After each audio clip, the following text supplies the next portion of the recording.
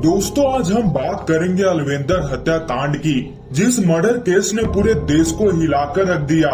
यह केस देश के उन हत्याकांड में से एक है जिसने लोगों का दिल दहला दिया।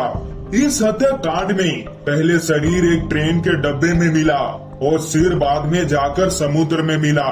तो दोस्तों चलिए जानते हैं देश के सबसे खौफनाक हत्याकांड की कहानी, जिसने पूरे देश को दहला दिया। तो दोस्तों वीडियो में आगे बढ़ने से पहले वीडियो को लाइक और चैनल को सब्सक्राइब करके बेल आइकन को ऑल जरूर करिएगा। दोस्तों 1950 में भारत और श्रीलंका के बीच एक ट्रेन चलती थी, जिसमें आधा सफर ट्रेन से तय किया जाता और बाकी का सफर समुद्र के रास्ते तय किया जाता।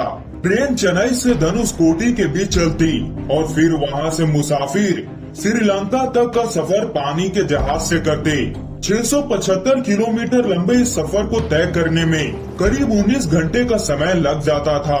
लेकिन 29 अगस्त 1952 को जब ये ट्रेन मदुराई के पास पहुंची, तो एक डिब्बे में बैठे लोगों ने टीटी से शिकायत की कि यहाँ एक बक्से से बदबू आ रही है। इसके बाद रेलवे पुलिस मौके पर पहुंची और ट्रेन से उस बक्से को उतारा गया और जब उसे खोलकर देखा गया तो उसमें एक आदमी के लाश के टुकड़े पड़े हुए थे।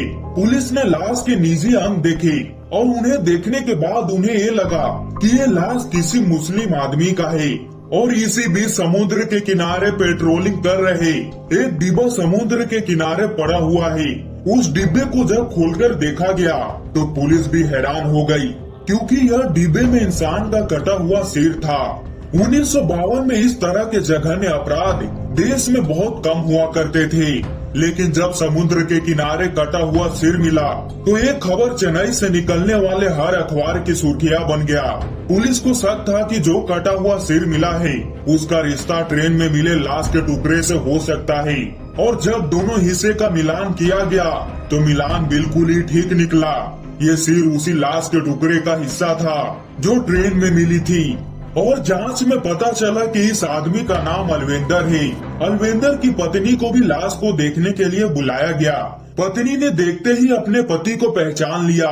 इसके बाद चेन्नई के कई बड़े पुलिस अफसर इस केस को सुलझाने में लग गए। पुलिस के पास सब पूरा लाश था, लेकिन अलवेंदर को किसने मारा, इन सवालों का जवाब पुलिस को ढूंढना था। पुलिस ने अलवेंदर के बारे में पता किया तो जांच में यह पता चला कि औरत अलवेंदर की कमजोरी थी और उसके कई औरतों के साथ शारीरिक संबंध थे। और उन दिनों फाउंटेन पेन बेहद ही नायाब और महंगे होते थे। अलवेंदर महिलाओं को और लड़कियों से दोस्ती करने के लिए उन्हें तोहफे में फाउंटेन पेन दिया करता था, फिर उनसे दोस्ती कर उनके साथ शारीरिक संबंध बनाता। इसके अलावा अलवेंदर साड़िया का काम भी किया करता था। जो महिला अलवेंदर के पैसे नहीं चुका पाती, अलवेंदर उसके साथ शारीरिक संबंध बनाता। ऐसे ही महिलाओं में से एक महिला देवकी भी थी। देवकी एक बार उसके दुकान पर फाउंटेन पेन खरीदने आई और यहीं पर उसकी मुलाकात अलवेंदर से हुई। दोनों के बीच रिश्ते बने, लेकिन ज्यादा दिनों तक नहीं, क्योंकि देवकी की शादी प्रभाकर से होने के बाद उसने अलवेंदर से बात करना बंद कर दिया। इसी बीच जब देवकी का नाम सामने आया तो पुलिस की एक टीम उसके घर रोयापुरम पहुंची, लेकिन घर पर ताला लटका हुआ था। अब पुलिस की टीम का शक दोनों पर जाता है और पुलिस उन लोगों से पूछताछ करती है जो देवकी को जानते थे। उनसे पूछताछ के दौरान देवकी और प्रभाकर का ठिकाना तो नहीं पता चला, लेकिन ये मालूम चला कि प्रभाकर के घर एक नौकर काम करता था। और पुलिस ने नौकर से पूछताछ की। नौकर ने पुलिस को बताया कि 30 अगस्त 1952 को प्रभाकर और देवकी ये कहकर घर से निकल गए कि वो मुंबई जा रहे हैं। पुलिस को अब विश्वास हो गया था कि अलवेंदर का हत्या देवकी और प्रभाकर ने ही किया है। और देश के इतिहास में पहली बार चेन्नई पुलिस को किसी केस को सुलझाने के लिए एक पुलिस टीम को जहाज जैसे महंगे साधन से छानबीन करने के लिए भेजा गया। चेन्नई पुलिस की टीम ने मुंबई पहुंचने के बाद वहां की पुलिस से संपर्क किया और प्रभाकर के परिवार तक पहुंच गए और पुलिस ने देवकी और प्रभाकर को गिरफ्तार कर लिया और हवाई जहाज से ही वापस चेन्नई में लेकर आए। पुलिस ने दोनों से पूछताछ की तो देवकी ने बताया कि एक दिन वो अपने पति के साथ अलवेंदर की दुकान पर पहुंची। वहां पर उसने प्रभाकर को अलवेंदर से मिलाया। बातों ही बातों में अलवेंदर ने प्रभाकर के सामने कुछ ऐसा कर दिया जिससे प्रभाकर के दिमाग में ये बात बैठ गई कि देवकी की शादी से पहले अलवेंदर के साथ संबंध थे।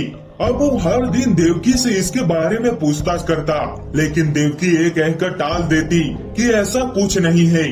हालांकि उसके सवाल जवाब जब बढ़ने लगे तो देवकी को लगा कि शायद उसे बताना ही पड़ेगा। तो देवकी ने अपने पति प्रभाकर से सब कुछ बता दिया और उसने ये भी बताया कि अलवेंदर अभी भी उसे परेशान करता है।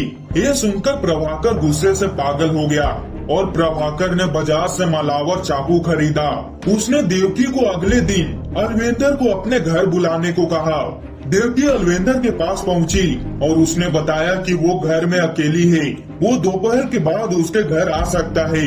दोपहर में अलवेंदर देवकी के घर पहुंचा। घर में घुसते ही वो देवकी के कपड़े उतारने लगा और उसे इधर उधर छूने लगा। ये देखकर घर में छिपे प्रभाकर ने अलवेंदर की गर्दन पर चाकू का इतना तेज वार किया कि उसकी गर्दन लगभग अलग हो गई। इसके बाद लाश को ठिकाने लगाने के लिए इसके कई टुकड़े किए गए।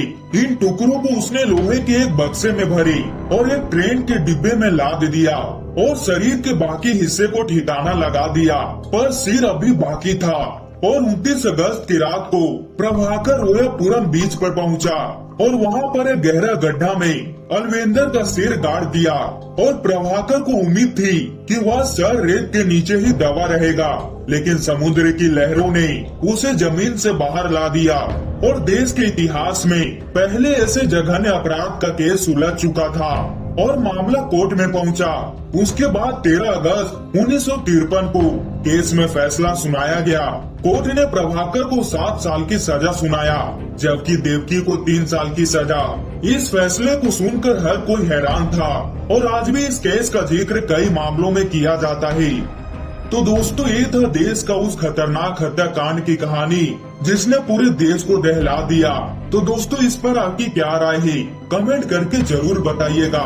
और दोस्तों, वीडियो को लाइक और चैनल को सब्सक्राइब करके बेल आइकन को ऑल जरूर करिएगा, ताकि हमारी ऐसे नॉलेजेबल वीडियो सबसे पहले आप तक पहुंच पाए।